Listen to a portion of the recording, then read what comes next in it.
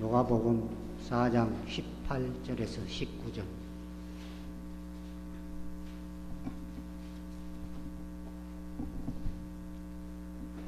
제가 봉독해 올리겠습니다. 주의 성령이 내게 임하셨으니 이는 가난한 자에게 복음을 전하게 하시려고 내게 기름을 부으시고 나를 보내사 포로된 자에게 자유를, 눈먼 자에게 다시 보게 함을 전파하며 눌린 자를 자유케 하고 주의 은혜의 해를 전파하게 하려 하심이라 하였더라. 아멘. 이 시간 문용식 목사님 나오셔서 말씀을 하실 때 많은 은혜 받으시기 바랍니다.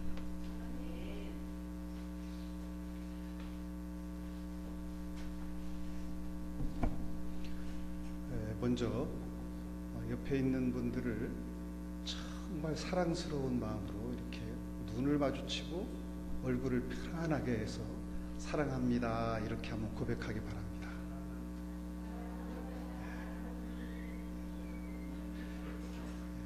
눈에다가 에너지를 담아야 돼요. 그 다음에 또 한 가지 할 게 있습니다. 훈련받는 교회에 보내주셔서 하나님 감사합니다 이렇게 한번 인사합시다.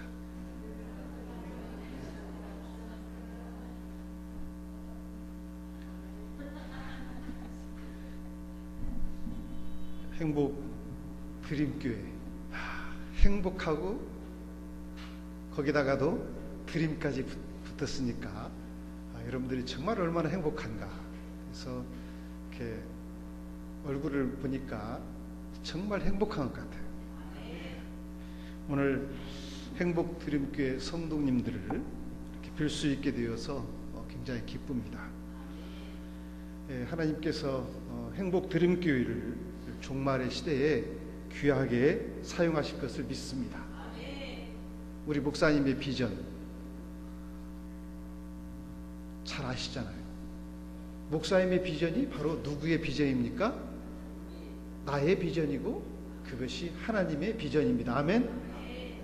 그 비전을 향해서 함께 도역하는 여러분들을 뵙고 오늘 말씀을 전하게 된 것을 영광스럽게 생각합니다. 제가 무슨 말씀을 전할까 이렇게 기도하다가 제가 논문을 썼어요. 논문을 썼는데 앞으로 설교할 기회가 생기면 제가 쓴 논문을 한 편 한 편 발표하는 게 좋겠다 이런 생각을 했어요. 논문을 쓰면 아무도 잘 안 읽어요. 그렇죠? 논문 써놓으면. 그래서 제가 쓴 논문이 신약 성경에 나타난 복음과 문화와의 상관성이라고 하는 이러한 제목인데 이 글을 한국교회의 실상과 연관 지어서 오늘 말씀드리겠습니다. 우리 장로님하고도 잠시 얘기를 했는데 한국교회는 심각한 하향 추세를 보이고 있습니다. 이러한 하향 추세가 어디서부터 왔는가? 한국 문화와 복음의 관계, 신약 성경에 나타난 문화와 복음의 관계를 살펴봄으로 해서 우리가 어떻게 복음과 문화를 두 연관 지으면서 이 세상을 살아갈 것인가 라고 하는 것입니다. 오늘날 문화가 기독교에 위협을 가하고 있습니다. 왜 위협을 가하게 됐느냐? 이것은 기독교가 하향 추세를 보이고 있기 때문에 그런 것이란 생각을 합니다. 우리는 교회를 다니면서 이 문화와 복음의 아주 미세한 진동까지 기묘하게 감지해야 됩니다. 굉장히 중요한 문제입니다. 그렇지 않으면 우리 자신이 훼손되고 우리 자신이 훼손되면은 바로 복음이 훼손되기 때문입니다. 복음은 문화에 큰 영향을 끼칩니다. 예를 들면 복음이 한국 사회에 처음 들어왔을 때 교회 안에 엄청난 영향을 주었습니다. 우리가 잘 아는 것처럼 1907년에 일어났던 그 성령의 운동은 대단했습니다. 다른 사람의 밭에 가서 가지를 하나 따먹은 것도 하나님께 회개를 했고요. 뿐만 아니라 이것이 교회 안에 있는 직제가 오늘날 장로님, 권사님, 이런 안수입사님 여러 가지 직제가 있는데 이 직제가 평등주의적 관점으로 받아들여졌습니다. 저는 김제 출신입니다. 김제 금산교회라는 곳 가보셨습니까? 가보신 분 손 한번 들어보세요. 예, 거기 가면 기역자교회죠. 그렇잖아요. 기역자교회인데 그 교회에 머슴이 장로가 되었습니다. 그러다가 그분이 목사가 되었습니다. 그리고 그 머슴을 두었던 분은 장로님이 되어서 목사님을 끝까지 섬겼습니다. 이것은 엄격한 양반 상놈이라고 하는 신분제 사회에서 복음이 주는 아주 강력한 문화 변혁이었습니다. 장로와 권사 등은 교회 직제는 봉사하고 섬기는 자리입니다. 이것은 조선조의 신분 구조를 뛰어넘은 것입니다. 반대로 문화는 복음에 영향을 줍니다. 엄청난 신분 사회의 구조를 흔들어 버렸는데 이것이 잠시 20, 30년도 지나지 않아서 다시 교회 직제가 신분처럼 느껴지는 그런 현상이 벌어졌습니다. 왜 그랬을까요? 이것은 유교의 세계관이 한국인들의 마음속에 무의식적으로 자리 잡고 있기 때문입니다.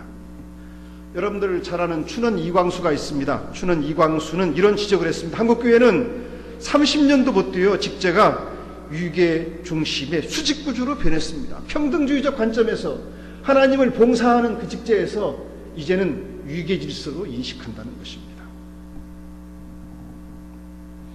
오늘날 많은 교회들이 장로와 권사 이런 것을 직분을 정치적인 욕구를 충족시키는 그런 장으로 변질되어 있는 것이 실제 우리 눈앞에 보입니다. 성도들이 교회에서의 직분이 유계구조로 계급화, 서열화된 것으로 인식하고 있다면, 교회 직분을 권력과 명예로 생각하고 있다면 이는 시급히 회복해야 할 과제인 것입니다. 그러니까 다른 말로 하면 유교 문화의 영향에서 벗어나야 한다는 것입니다. 또 한국교회는 무속 문화에 큰 영향을 받았습니다. 여러분들 무당하고 무속 잘 알잖아요. 이 무속 문화는 두 가지 특징을 가지고 있어요. 첫 번째는 현세지향적입니다. 따라서 해볼래요? 현세지향적이다. 두 번째는 종교다원적이다. 자, 개똥밭에 굴러도 이승이 좋다. 압니까 모릅니까? 이 세상이 좋다는 거예요. 저승은 싫어. 하여튼 이 세상에서 복받으면 돼. 험하게 살아도 이 세상이 좋다는 사고, 이것이 무속 문화의 영향입니다. 이것이 교육에 영향을 주어서 우리가 잘 아는 처럼 기복신앙, 복 하는 기복신앙이 생겼습니다. 복을 비는 기복신앙, 이것은 기독교에도 복사상이 없는 것은 아닙니다. 그렇죠? 그러나 그 복을 준 것은 나만 잘 살라고 하는 것이 아니라 빛과 소금의 역할을 다하기 위해서 복을 준 것입니다. 그러니까 복 주십시오. 하나님께 기도하면서 또 한 가지는, 하나님, 제가 하나님의 의를 위해서 살겠습니다. 내 가족만을 위해서 사는 것이 아니라 교회와 지역사회와 세계 선교를 위해 살겠습니다 라고 하는 기도를 해야 되는데 그렇지 못한 것이 아쉽습니다. 참으로 아쉬운 사실, 우리가 기억하는 것처럼 대통령이 장로님이 됐는데 그분이 자기 전 재산을 내놓는다고 했는데 내놓은 것이 아니라 얼마나 많은 자기를 위해서 돈을 착복했느냐, 그걸 생각하면 참으로 가슴이 아픕니다. 이것은 그 현재의 복을 중시하는 그 사상이 그의 머릿속에 있기 때문입니다.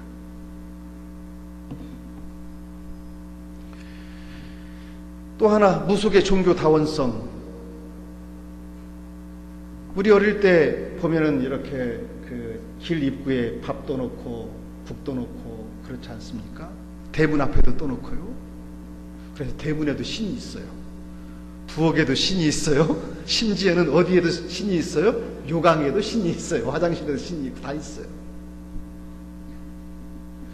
그래서 어려운 일을 당하면 누구를 불러요? 귀신을 불러내요. 어려운 일을 당하면. 평상시에는 귀신이 안 와야 돼요. 귀신이 해꿀지도 모르니까. 그래서 거기서 만든 속담이 지성이면 감천이다 라고 하는 것이죠. 정성이 지극하면 하늘도 감동한다. 재미있는 현상은 좋은 결과가 나타나면 신을 돌려보래요. 그래서 인간이 신을 이용하는 거예요. 누가 신을 이용해요? 인간이 신을 이용하는 거야. 그러니까 교회 다니는 사람도 신을 이용해, 하나님을 이용해 먹어. 그렇죠. 하나님의 이름을 빌어서 이용한다는 것입니다. 이 말은 귀신이 일상생활에 일일이 개입하는 것을 꺼려요. 그래서 유명한 말이 있잖아요. 주일만 하나님이다. 따라서 해볼래요? 주일만 하나님이다. 그러니까 주일만 하나님 부르고 나머지는 하나님 다 까먹는 거예요. 근데 저기 보니까 10시에 기도하고 또 태신자를 위해서 기도하고, 우리는 여러분들 행복 드림교회는 기도합니까? 안 합니까? 매일 하죠? 그렇죠. 하지만 무속의 종교다원성은 신중의 신인 하나님의 개념을 백성들에게 쉽게 받아들이게 했습니다. 무속의 신은 두려움을 줍니다. 무서워요. 그래서 불려서 달려야 돼요. 이러한 인식에서 모든 신들을 다스릴 수 있는 유일신 하나님의 개념은 오늘 우리가 읽은 것처럼 사탄에 포로된 백성들에게 자유를 주고 눌린 백성들을 자유롭게 했습니다. 아멘. 그래서 많은 분들이 그 귀신의 두려움에서 사라졌어요. 여러분들 교회 다니면서 이사가는 날 봅니까? 안 봅니까? 안 보지요. 그런데 지금도 사람들은 이사가는 날 다 봐가지고 그날 막 몰려요. 이게 무슨 영향입니까? 귀신, 무속의 영향이죠. 그러나 우리는 하나님께서는 모든 귀신을 다스리시는 하나님이시다. 그래서 무속의 종교적 다원성은 우리 민족이 기독교를 받아들이는 데 도움을 주었습니다. 최근은 어떻습니까? 여기 젊은 분들 많은데 최근에는 금기가 다 사라집니다. 금기. 그죠? 금기. 뭐 금기가 합법화되고 있어요. 근데 금기는 역동성을 지니고 있습니다. 따라서 해보세요. 금기는 역동성을 지니고 있습니다. 이건 무슨 말입니까? 하나님께서 에덴 동산에 무엇은 먹지 마라? 선악과는 먹지 말아라. 그러나 모든 것은 다 허용입니다. 모든 것은 자유를 주었습니다. 오늘날 이 사회에서 근친상간이 많이 벌어지고 있습니다. 이거 하나님께서 금하신 거예요. 그런데 이런 것들이 점점 무너지고 있습니다. 뿐만 아니라 현대 교인들은 죽음 충동에 사로잡혀 있어요. 따라서 해보세요. 죽음 충동. 이것은 자살하고 싶은 충동이 아니라 어떤 충동인군요. 놔둬, 나 교회만 다니고 천국만 갈 테니까. 나 편안하게 살고 싶어요. 일요일 교회 와서 예배 드리면 됐지요. 내가 무슨 행복 모임을 하고 또 뭐 기도를 하고 그렇습니까? 나 편안하게 놔두세요. 이게 죽음 충동이에요. 자고 싶은 마음, 편안하게 살고 싶은 마음, 이것이 지금 한국교회에 자리 잡고 있어요. 저도 부끄러운 고백을 하나 할게요. 저도 이제 두 날개를 했던 이유가, 저는 장로로서 있었는데 신앙이 좋은 줄 알았어요. 왜 좋은 줄 알아요? 술, 담배 안 하니까. 그러면 뭐 거룩하게 신앙이 좋은 줄 알았는데 내가 보니까 훈련을 안 받아가지고 착각 속에 살았어요. 그래서 분할교회에 가서 훈련을 받고 그렇게 해서 복음을 전하고 이러한 일들을 하자 그런 생각을 했어요. 제 딸이 있는데요. 제 딸 보고 그랬어요.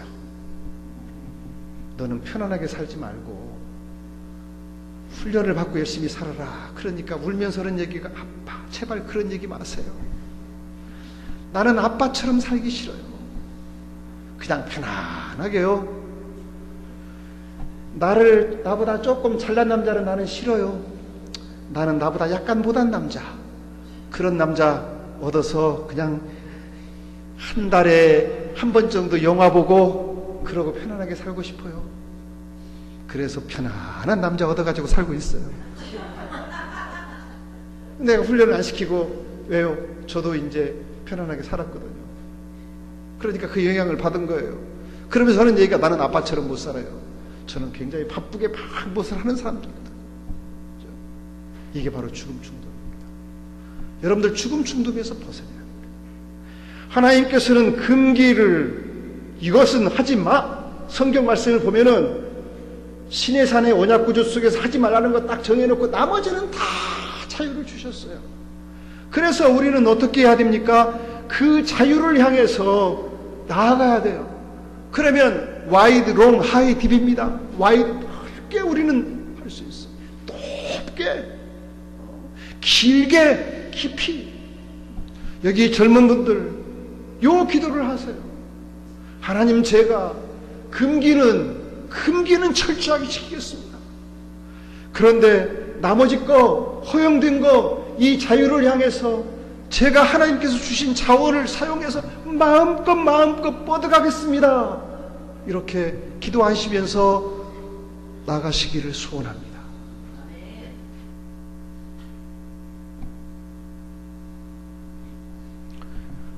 제가 앞에서 얘기했습니다. 한국 문화와의 관계 속에서 문화는 복음에 영향을 미칩니다.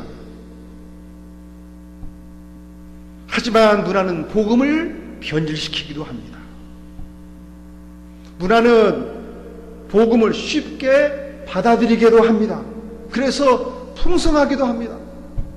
한국교회가 세계에서 가장 빨리 부흥한 그러한 교회가 될 수 있도록 한 것은 무속이라고 하는 한국 문화의 토양이 있었기 때문에 그것이 쉽게 받아들여진 것입니다. 그런데 그것을 받아들여서 한국 교회인들이 기복신앙에 빠져서 얼마나 많은 사람들이 기독교인들 가운데 부자가 됐습니까? 하지만 그것을 빛과 소금을 향해서 사용하지 못한 그런 부정적인 측면이 있다는 것입니다. 이제 문화가 복음에 영향을 미친 영향을 신약 성경에서 한번 살펴보겠습니다. 복음의 핵심은 뭡니까? 성육신입니다. 따라서 성육신. 예수님께서 이 땅에 오신 것입니다. 성육신은 뭡니까? 인류를 구원하고자 하는 사랑의 구체적인 표현입니다. 따라서 합시다. 사랑의 구체적인 표현. 그래서 오늘 우리가 읽을 말씀, 성령이 내게 임하면은 나는 이 복음을 들고서 성육신 예수님을 전하는 것입니다. 그래서 주의 은혜의 해를 선포하는 것입니다. 성육신은 초자연적인 것이 인간의 문화에 침투한 것입니다.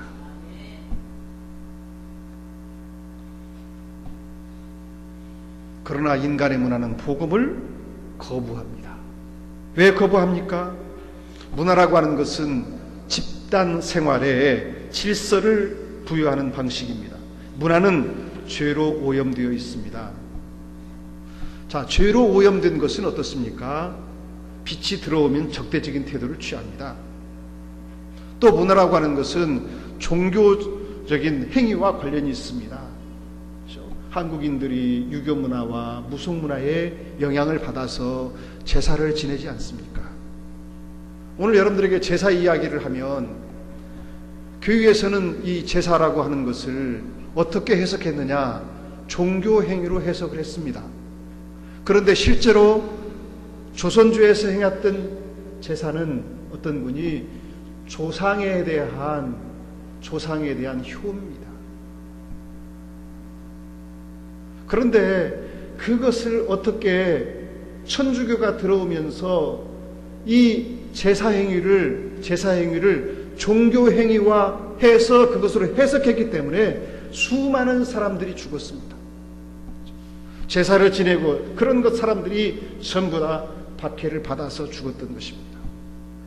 그러니까 어떤 나라에 들어가서 그 문화적인 현상을 올바로 해석하지 못하면 그것이 많은 피해를 줄 수도 있다는 것입니다. 이 문제는 복잡한 얘기이기 때문에 짧은 시간에 설명할 수는 없고, 어쨌든 우리가 문화라고 하는 것은 종교 행위와 관련이 있습니다. 그래서 예수님의 복음에 유대 관원들이 적대시했습니다. 자, 복음이 비추면 어떤다고요? 어두운 것의 실체가 드러납니다. 그래서 허식과 가식이 드러납니다. 그러므로 자기를 공격한다고 생각하기 때문에 복음을 적대시하면서 배척하는 것입니다. 변증학자 반틸은 말합니다. 문화에 중립이란 있을 수 없다. 따라서 해볼래요? 문화에 중립이란 있을 수 없다. 문화의 중립은 없어요. 문화를 중립이라고 주장한다면 그것은 하나님을 모독하는 일이다. 그러니까 이 문화가 복음을 적대시한다는 것입니다. 문화에 죄가 들어있기 때문에. 그 죄를 인정하지 않는 사람들은 적대시하겠죠. 그런데 자기의 죄를 인정하는 사람들은 복음을 받아들인다는 것입니다.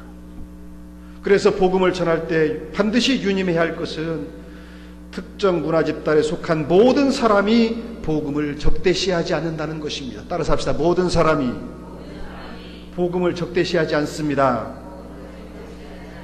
요한복음 1장과 4장을 보면 세례 요한의 제자와 다른 유대인들, 사마리아 사람들, 갈릴리아 사람들, 심지어 헤롯을 따르는 사람들 중에서도 예수님의 복음에 호의적이었습니다. 따라서 일부의 기득권층이 복음을 적대시한다고 해서 그 문화에 속한 모든 사람들을 악한 존재로 그 민족이나 지역 전체를 적대시하는 잘못을 범하지 말아야 됩니다. 신약 성경에 토착 문화가 복음을 변질시킨 구체적인 양상을 한번 살펴보겠습니다. 고린도 교회입니다. 고린도 교회는 열광주의자들의 반율법주의의 영향을 받아서 복음을 변질시켰습니다. 그들은 헬라 문화의 이원론적 사고에 젖어서 자신들을 육신의 제약에서 벗어난 영적인 존재로 보았습니다. 그러니까 나를 어떻게 봐요? 영적인 존재예요. 영적인 존재. 그래서 내 영혼은 벌써 구원받았다라고 하는 것입니다.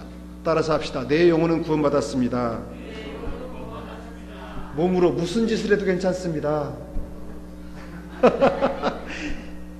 복음이 들어갔는데 헬라 사람들이 그렇게 해서 내 영혼은 벌써 구원을 받았으니까 몸으로 무슨 짓을 해도 괜찮다는 생각을 가지고 있었습니다. 그래서 이방인보다도 더 문란하고 방탕한 짓을 했습니다. 교회 안에, 교회를 다니면서. 이게 문화의 영향입니다. 더욱 심한 것은 성찬식에 참여해서 술에 취한 사람도 있었습니다. 무슨 문화의 영향이라고요? 헬라 문화의 영향으로. 또 고린도 교회는 극단의 금욕주의를 택하는 사람이 있었습니다. 이들은 어때요? 금욕을 하는 거예요. 영이 중요한 거예요. 한 사람은 방탕의 길로 빠지고 한 사람은 금욕을 했어요. 금욕을 하면 어떻습니까? 결혼하지 않겠다. 결혼 거부의 길을 택했습니다. 그러니까 문화라고 하는 것이 얼마나 복음을 변질시키는 것인가 하는 것을 우리는 알 수 있습니다. 우리는 어떻습니까? 문화가 교회에 어떠한 영향을 주는가를, 어떠한 영향을 주는가를 진단해야 합니다. 그리고 조치를 취해야 됩니다. 바울은 복음을 변증하는 데 심혈을 기울였습니다. 바울이 사용한 방법은 교차 문화적 방법이냐, 따라서 해볼래요? 교차 문화죠. 네. 이것은 한 문화의 특성을 다른 문화의 특성과 관련시켜서 설명하고 있는 것입니다. 그러니까 우리가 복음을 전할 때 문화를 활용을 해야 된다는 것입니다. 바울은 헬라 세계에서 통용되고 있는 편지라는 장르를 사용하되 그 편지 양식에 기독교 신앙을 반영을 했습니다. 따라서 합시다. 편지 양식에 기독교 신앙을 반영하였습니다. 그래서 바울은 또 변증을 하기 위해서 이단이 사용하고 있는 어휘를 받아들여서 그것을 확정했습니다. 누가 사용하고 있는 언어요? 이단이 사용하는 언어. 바울은 골로새서에서 유대적 영지주의자들이 사용하고 있는 모든 충만이라는 단어, 이 단어는 유대의 영지주의자들이 사용하는 단어의 모든 충만이라는 단어가, 그런데 그 단어 앞에다가 무슨 말을 더했는 거니? 신성이라는 말을 썼습니다. 신성의 모든 충만. 따라서 해볼래요? 신성의 모든 충만. 예수 안에는 신성의 모든 충만이 육체로 거하시고, 그래서 그리스도는 어때요? 하나님으로서 충만하신 분이다. 만물을 창조하신 분이다. 영지주의자들의 언어를 받아들여서 거기다가 신성이라는 말을 집어넣고 그것을 그리스도를 표현하는데 사용하고 있는 것입니다. 아멘.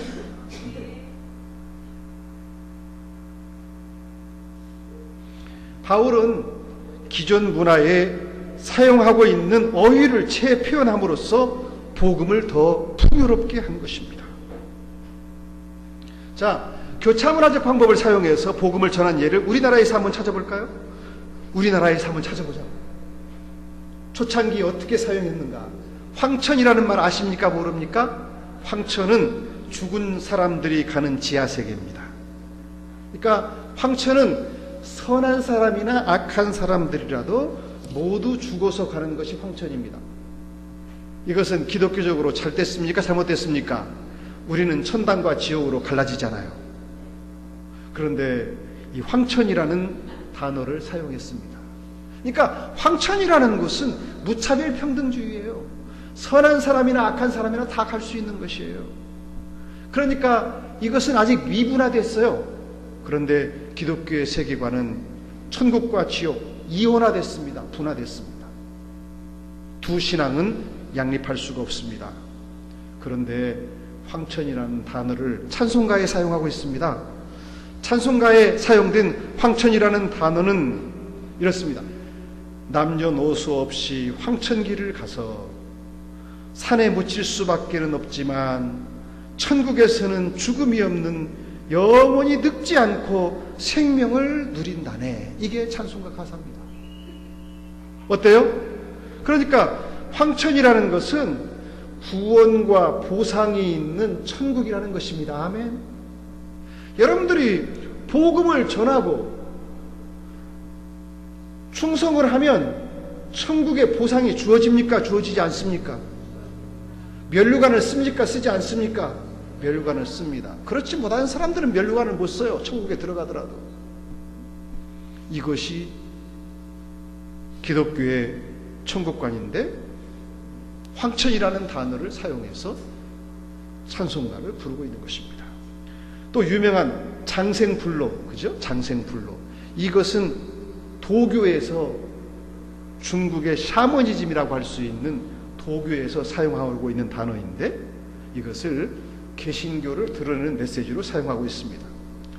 세상은 고나고 힘들며 울 일도 많고 사망도 있지만 천국에는 모든 결핍 요소가 없는 장생불로 할 수 있다네. 이것이 바로 뭡니까? 찬송가입니다.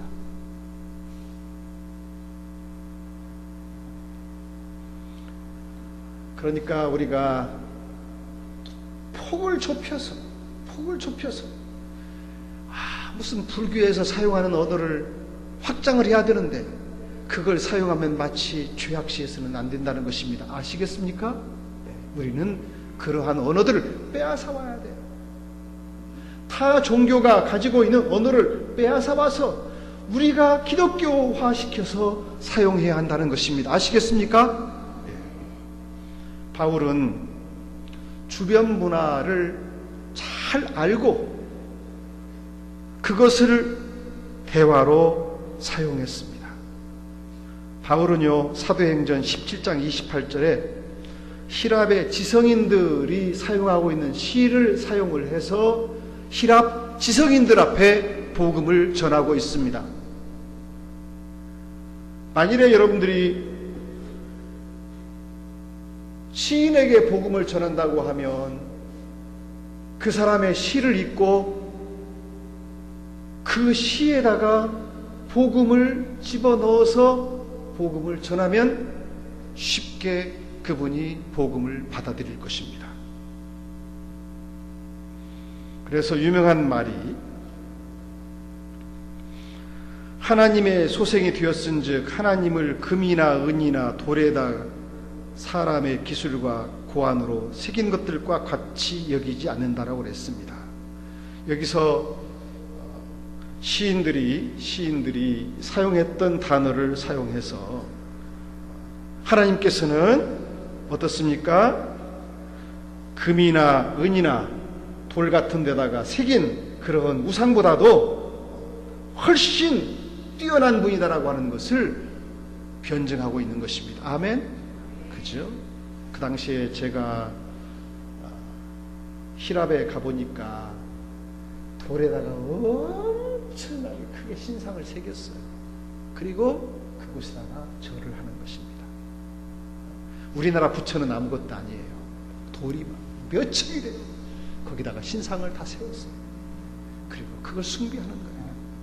그러니까 그것은 아무것도 아니다. 왜? 만물을 창조하신 하나님이 계시다. 이렇게 복음을 변증하고 있는 것입니다.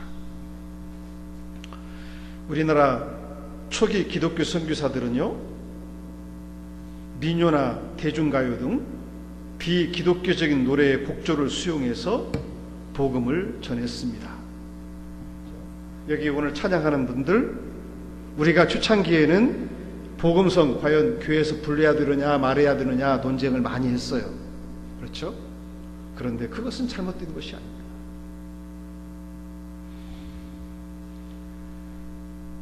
다른 나라에서도 민요를 찬송가로 사용했어요. 주 하나님 지으신 모든 세계 내 마음속에 그리워볼 때 그 찬송이 있잖아요. 이것은 스웨덴 민요. 우리 곧 스웨덴과 축구하죠? 그런데 그 민요를 거기서 딴 거예요. 나 같은 죄인 살리신 이 찬송도요.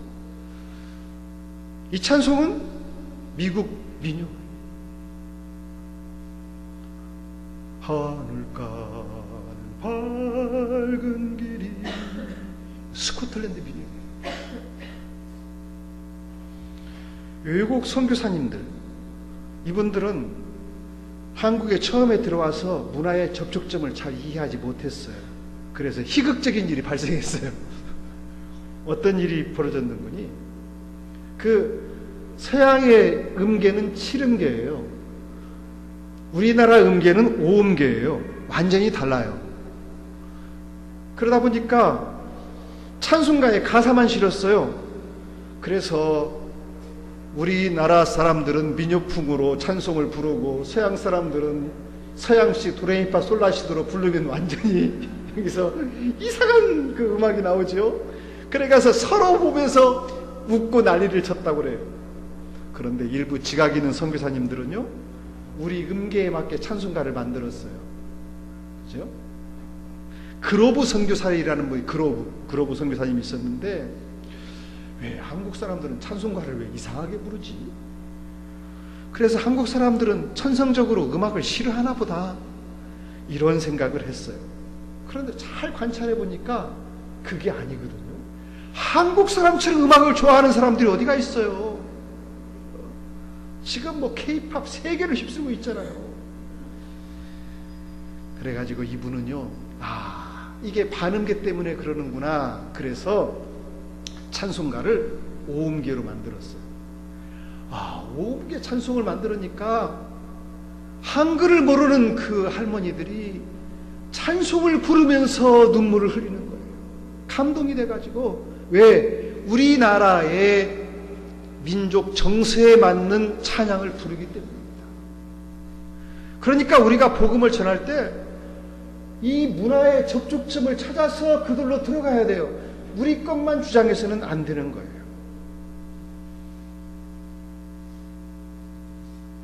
따라서 복음이라고 하는 것은 문화적 상황에 맞게 표현되어야 한다는 것입니다.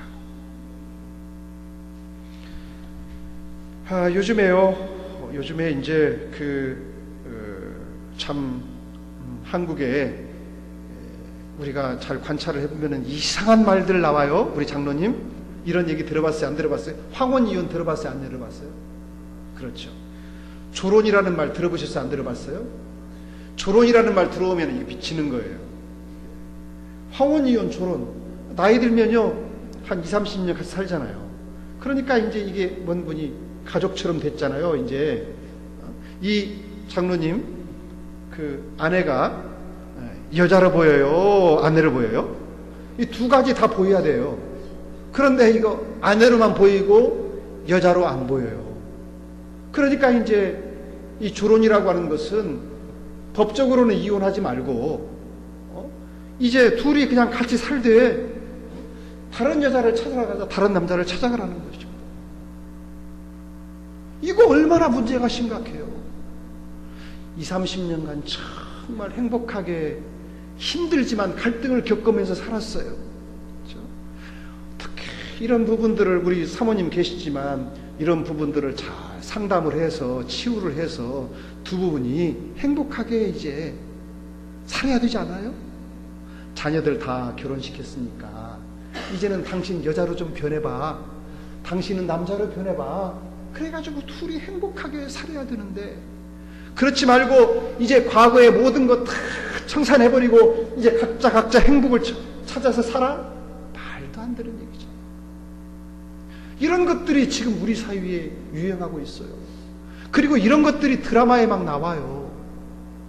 어때요? 우리는 단호하게 그런 부분들을 거절을 해야 돼요. 그래서 우리는 분명한 경계선을 그을 것은 긋고, 그리고 문화가 복음에 변질될 징후가 보이면 신중하게 변증을 해서 혼합주의에 빠지지 않도록 하는 것이 우리의 사명입니다. 아멘.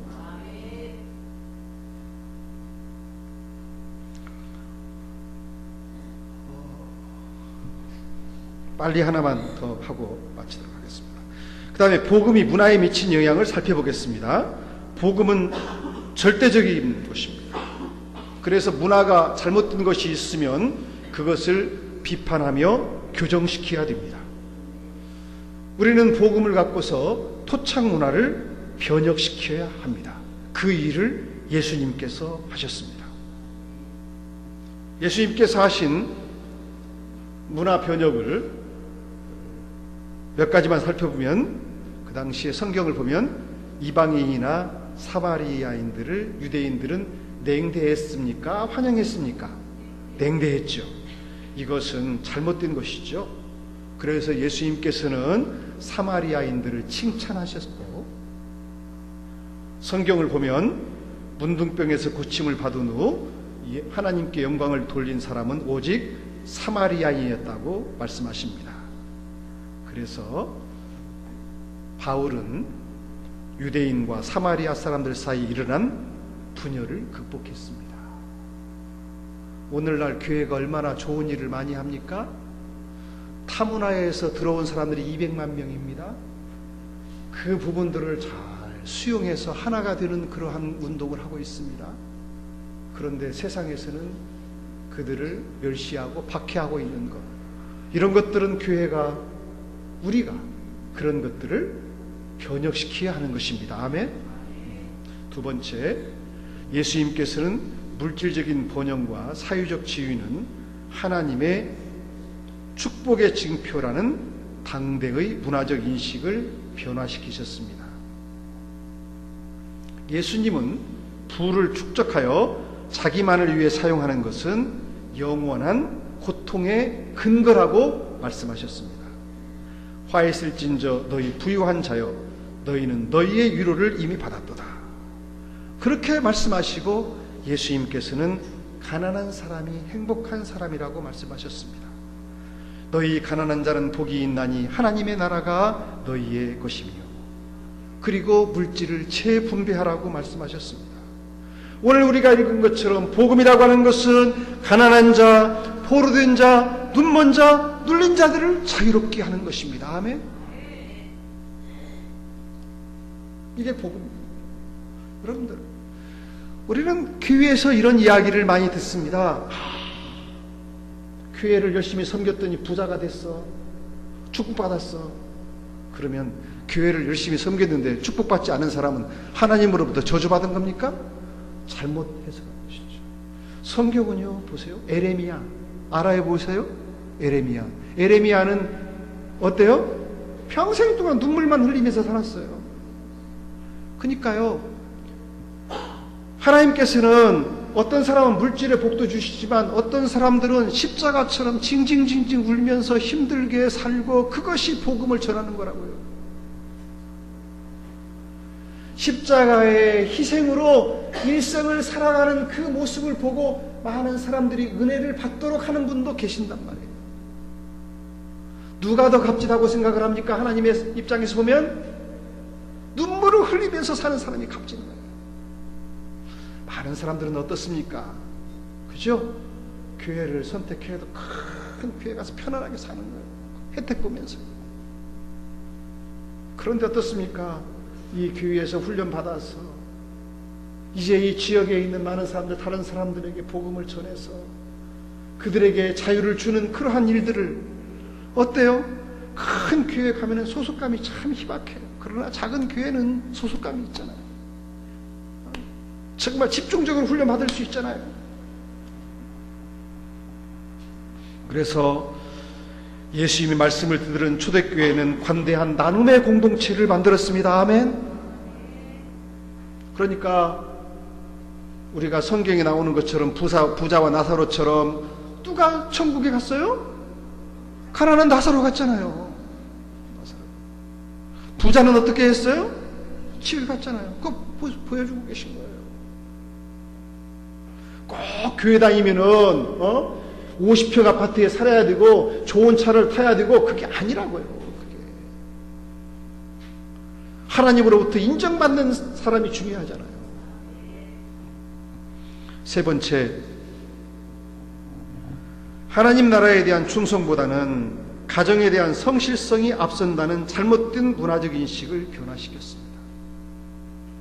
예수님은 가족보다도 썩지 않고 더럽지 않고 쇠하지 아니하는 기업, 즉 천국 부활을 얻기 위해서 일하라고 가르치시며, 하늘나라를 위해서 집이나 아내나 형제나 부모나 자녀를 버린 사람은 누구나 이 세상에서 여러 갑절의 상을 받을 것이요. 아멘.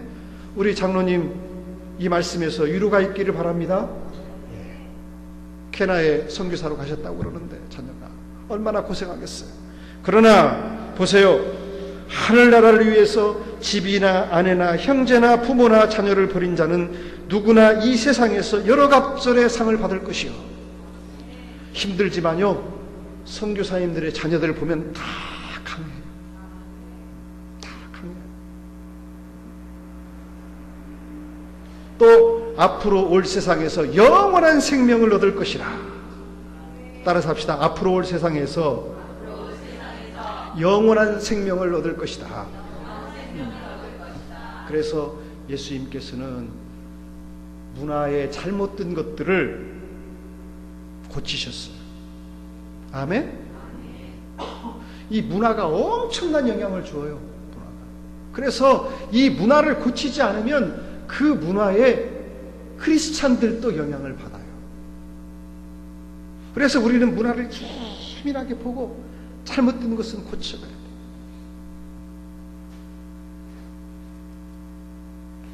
여러분들 복음을 전하다가 이교도 문화의 복음을 전하다가 박해를 당한 사실을 우리는 압니다. 인도네시아나 중국이나 또 이런 공산주의 국가에 가서 복음을 전하다가 박해를 받고 순교한 사람들이 있습니다. 그러나 성경은 말합니다. 복음이 세상을 이기고 반드시 승리할 것이다. 한번 따라서 해볼래요? 복음이 세상을 이기고 반드시 승리할 것이다. 행복 드림교회가 제가 보니까요, 이 잠실이 천지개벽했더라고요. 오래간만에 보니까 석촌호수가 그렇게 변할 수가 없어요. 돌려버렸어요. 그래서 이 교회가 이 주변을 변화시켜야 됩니다. 그렇죠? 그런데 복음은 세상을 이깁니다. 왜 그럴까요? 복음이 세상을 이기는 이유 세 가지입니다. 첫 번째는 진리는 거짓보다 강합니다. 빛은 어둠보다 강합니다. 또 사랑이 미움보다 강합니다. 성도는 하나님과 사람과 자연을 사랑하기 때문에 싸우지만 사탄은요, 자기 탐심을 만족시키기 위해서 싸웁니다. 사탄은 사탄끼리 서로 잡아먹어요. 그러므로 궁극적으로 예수님이 사탄을 정복하신 것처럼 사랑이 승리하게 될 것입니다. 예수님은 만왕의 왕이기 때문에 예수 그리스도를 믿는 자들은 반드시 승리합니다. 승리할 수 있다는 확신, 우리는 세상에서 가장 강력한 무기가 뭔 줄 압니까? 승리할 수 있다는 확신입니다. 아멘? 자, 잘 됩니다. 그렇죠? 잘 되고 있어요? 안 되고 있어요? 잘 되고 있죠. 그렇죠. 이런 확신. 우주에서 가장 강력한 무기는 뭐냐? 우리가 세상을 이길 수 있다는 확신입니다. 한국교회가 하향 추세를 가지고 있습니다. 그런데 한국교회들이 문화에 대한 새로운 인식을 하고 앞으로 나아간다고 하면 사탄을 이길 것입니다. 왜 그렇습니까? 우주에서 가장 강력한 무기는 십자가인데 그 무기는 바로 십자가에 위에서 걸리신 예수 그리스도의 보혈의 피입니다. 그리스도의 피는 그리스도의 거룩한 가슴으로부터 흘러나오고 그 가슴의 심장은 아가페로, 아가페는 결코 포기하지 않는 사랑입니다. 결코 포기하지 않는 사랑.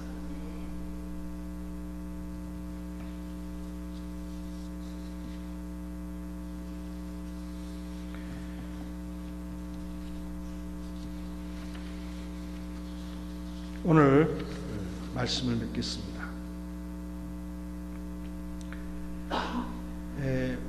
인류는 두 가지 역사가 있습니다. 두 가지 역사. 하나는 따라서 합시다. 구원의 역사. 또 하나는 문화의 역사입니다. 문화의 역사. 자, 구원의 역사가 있고 문화의 역사가 있습니다. 문화의 역사. 두 가지를 기억하세요, 우리 젊은이들. 무슨 역사가 있다고 그래요? 구원의 역사가 있습니다. 또 하나는 뭐라고 해요? 문화의 역사가 있습니다. 구약 성경에요. 구약 성경에 구원의 역사를 이룬 사람이 있어요. 누구죠? 다윗입니다. 하나님의 마음에 합당한 다윗. 그 다음에 문화의 역사를 이룬 사람이 누굽니까? 솔로몬입니다. 솔로몬. 따라서 합시다. 다윗, 솔로몬. 성경에서 보여주고 있어요. 그런데 이 두 역사를 하나로 통합하는 분이 누구십니까? 예수 그리스도입니다. 예수 그리스도. 예수 그리스도는요, 문화의 역사와 구원의 역사를 하나로 통합하는데 그 통합이 어디에서 이루어지는 군이 새 예루살렘에서 이루어집니다. 아멘? 새 예루살렘에서.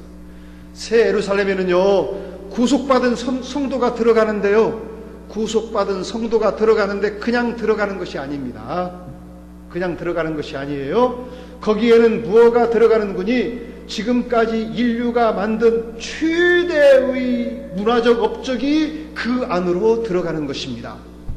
이 말을 하시면 여러분들은 좀 이상하다고 생각을 해요. 왜 그러는 거니? 지금까지 한국교회의 옛날부터 목사님들 설교는 무슨 말인 거니?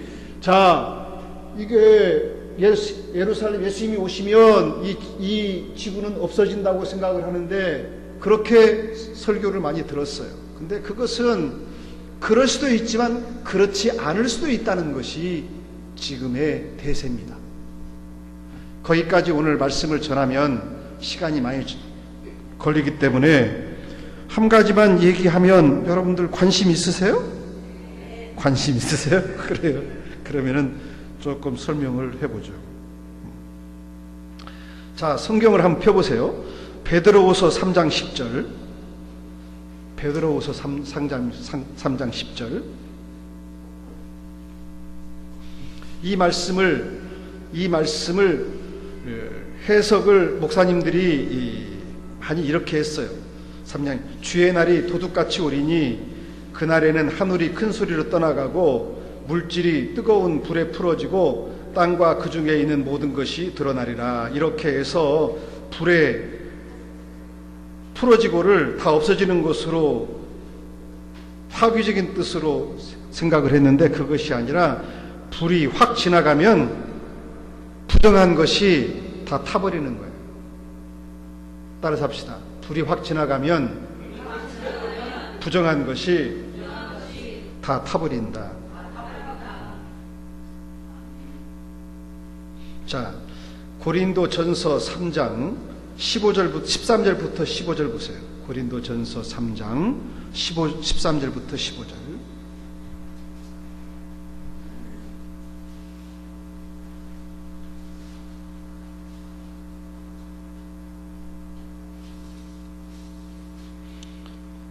자, 시작. 각 사람의 공적이 나타날 터인데 그날이 공적을 밝히리니 이는 불로 나타내고 그 불이 각 사람의 공적이 어떠한 것을 시험할 것이라.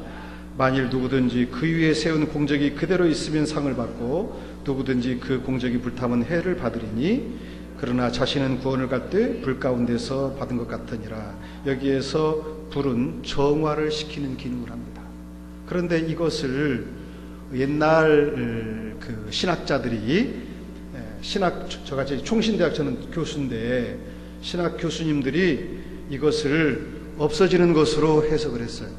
그러나 지금은 그것이 아니라 정화시키는 기능을 한다. 이렇게 해석을 하고 있습니다. 요한계시록 21장 24절과 26절을 보겠습니다. 요한계시록 21장 24절과 26절 찾으시면 누가 한번 읽어보세요.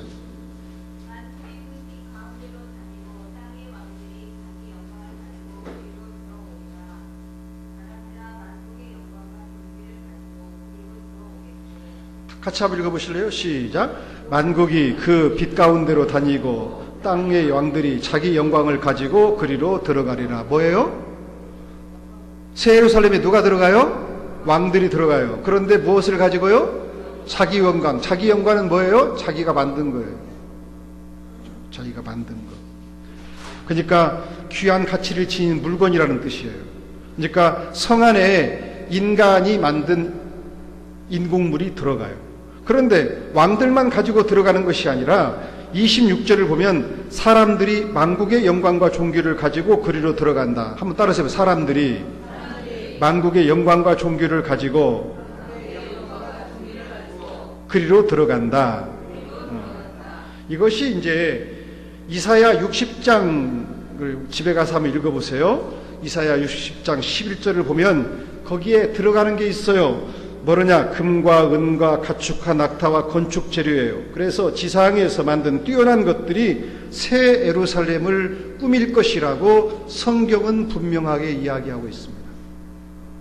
그래서 최근의 개혁신학자들은 이걸 얘기를 한 것이 아니라 우리 교단의 박윤선 박사님도 이걸 얘기를 했는데 이게 다 없어지는 것으로 그렇게 지금까지 해석을 하고 있어서 이제 이렇게 해석을 하고 있습니다. 그래서 뭐 합니까? 우리가 이 땅에 와서 일하잖아요. 우리 일합니까? 안 합니까? 일이죠. 그렇죠. 우리는 누가 만드셨어요? 하나님이 만드셨어요. 근데 그리스도 예수 안에서 그 선한 일을 위해서 부르심을 받았어요. 우리는 선한 일을 해야 돼요. 선한 일을 하는 것 가운데 하나는 뭡니까? 복음 전하는 거예요. 또 하나는 뭡니까? 문화에 대한 관심을 가지고 내가 하고 있는 일에 최선을 다해서 아름다운 최고의 것을 만들어가는 거예요. 그렇죠? 여러분들이 만일에 바느질을 한다고 하면 바느질을 통해서 최고의 아름다운 옷을 만들었다고 하면 그것이 새 예루살렘에게 들어갈 수도 있어요.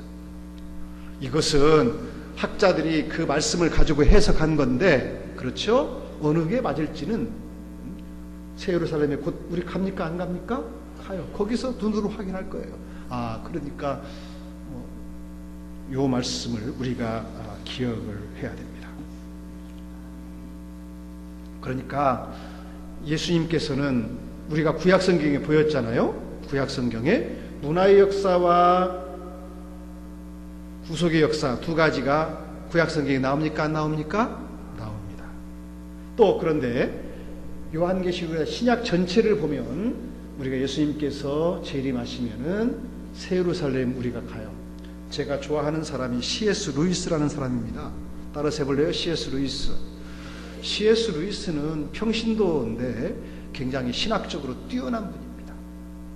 근데 그분이 나니아 연대기, 우리 봤죠? 새벽 출정호의 항해라든가 사자와 마녀와 어쩌 만든